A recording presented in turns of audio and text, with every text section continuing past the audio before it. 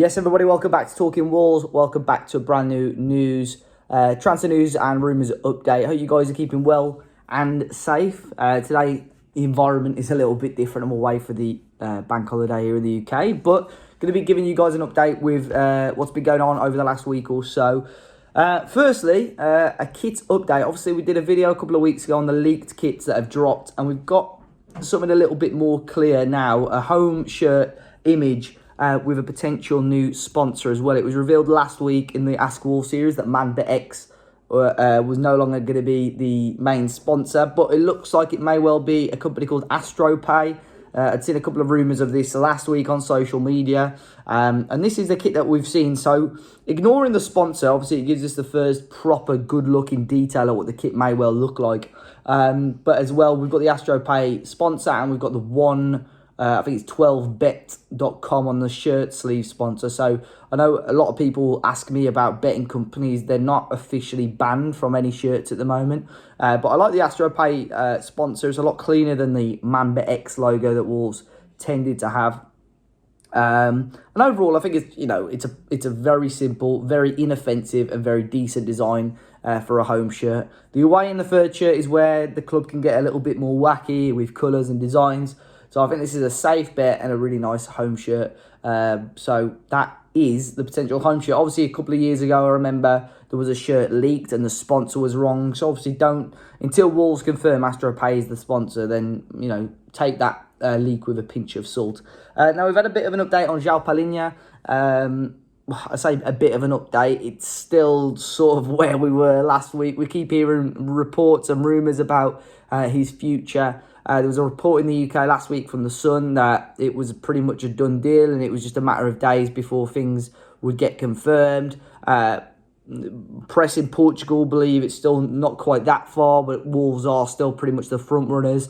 Palhinha is obviously on international duty with Portugal right now, alongside the likes of Ruben Neves and João Moutinho, and he said that he wants to just focus on Portugal right now. So we may have to wait another week or two before talks accelerate. Not just with Palhinha, I'm sure with a number of players, a number of international players. They're going to want to be representing their teams. They don't want to be distracted. So we may not see much movement on that right now. But Joao Palhinha right now looks like he could be the big target for Wolves this summer, in and around between sort of 20 and 25 million euros. Now, story from Italy today is that Wolves have reportedly scheduled a meeting with Venezia, the Italian club, to discuss the possibility of signing the French forward Thomas Henry, or Thomas Henry, however the French wish to say it. We spoke about him a little bit before. He's a very well-built, very tall forward. Would offer something very different to Wolves, something different that they've not had before.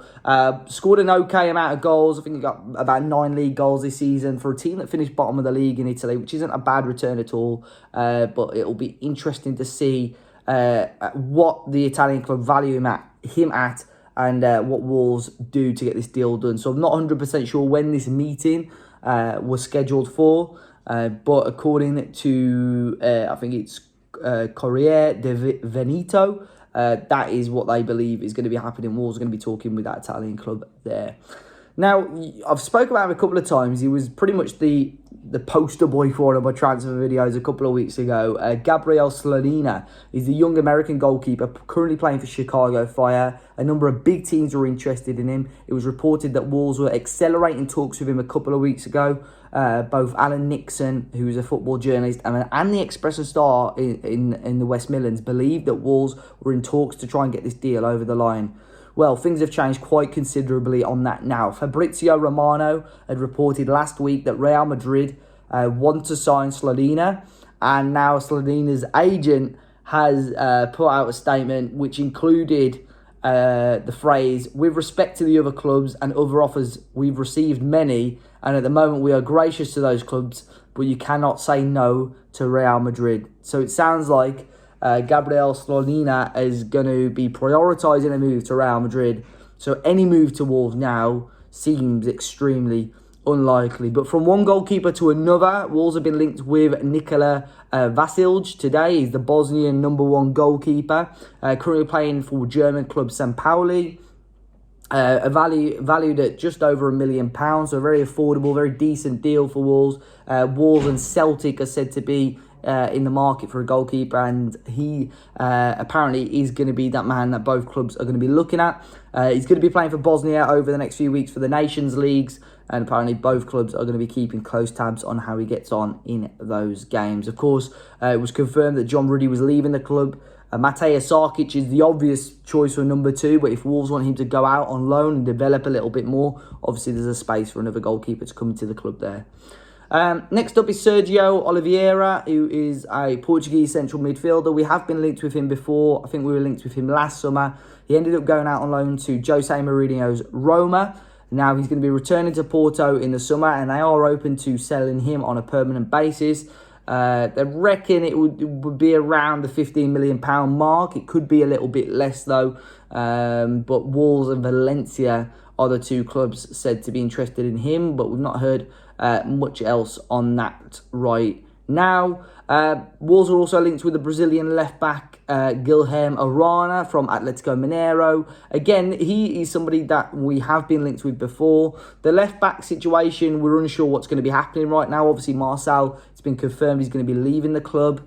So you have got, obviously, Ryan Aït-Nouri. Ryan Giles is coming back. Are we going to be keeping him around the squad? We've obviously got Johnny, who could play there, but you could also class him as a right wing back. So I think a signing for another left wing back in particular would just completely depend on how we structure the squad for next season. But it said that Wolves and West Ham are both keeping close tabs on Arana there.